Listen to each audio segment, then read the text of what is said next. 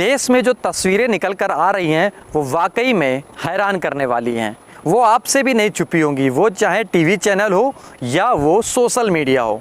लेकिन एक ऐसी तस्वीर है कि शायद वो कोरोना और चुनाव से हट कर है, जिसकी हम इस वीडियो में बात करेंगे। नमस्कार, मैं मौजूद हूँ दुर्गेश मिश्रा एक नए मुद्दे के साथ। देश में कोरोना की चर्चा और चुनाव की चर्चा आम बात है, लेकिन शायद वो चीज़ भूल गए जो बेसिक है, यानी कि रीढ़ की हड्डी कही जाने वाले किसानों की। पिछले करीब 3.5 महीनों से दिल्ली के इर्द गिर्द किसान धरने पर बैठे हैं। कई आंदोलनों में कई बार बातचीत हुई, कई बार झड़प हुई, लेकिन सरकार टस से मस नहीं हुई। लेकिन अब केंद्र सरकार एक ऐसा फैसला लेने जा रही है जिसको सुनने के बाद शायद अब देश के किसान सदमे में जा सकते हैं। कैसे जा सकते हैं? अब देश के सरकार यानी कि गृह मंत्रालय और एक राज्य सरकार मिल करके ऑपरेशन क्लीन चलाएगी। ऑपरेशन क्लीन का सीधा मतलब होता है कि वो अब सेना लगाएगी और पुलिस लगाएगी। हालांकि सरकार का ये कहना है कि शुरुआती दौर में प्यार से मनाने की कोशिश करेगी, अगर नहीं मानी तो फिर ऑपरेशन क्लीन निश्चित तय है। आखिर इसका मतलब क्या होगा, क्या मायने होंगे?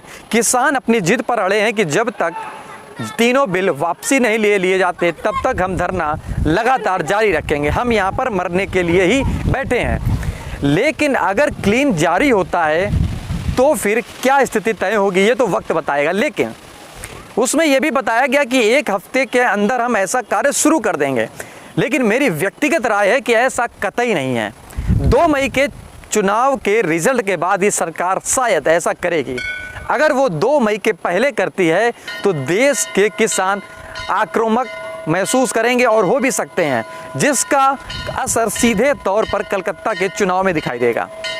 हालांकि ये तो वक्त की बातें हैं, लेकिन मौजूदा वक्त की बातें अगर हम कोरोना की करें तो सीधे तौर पर आप स्थितियां और परिस्थितियां दोनों देख पा रहे होंगे कि आखिरकार कैसे लाशें शमशान घाट के बाहर दिखाई दे रही हैं और लोग कैसे तड़प रहे हैं। हालांकि लोगों ने सोशल मीडिया पर जिक्र करना शुरू कर दिया है कि किसी ने अस्पताल की चिंता पहले नहीं करी, हालांकि मंदिर की चिंता सबको थी।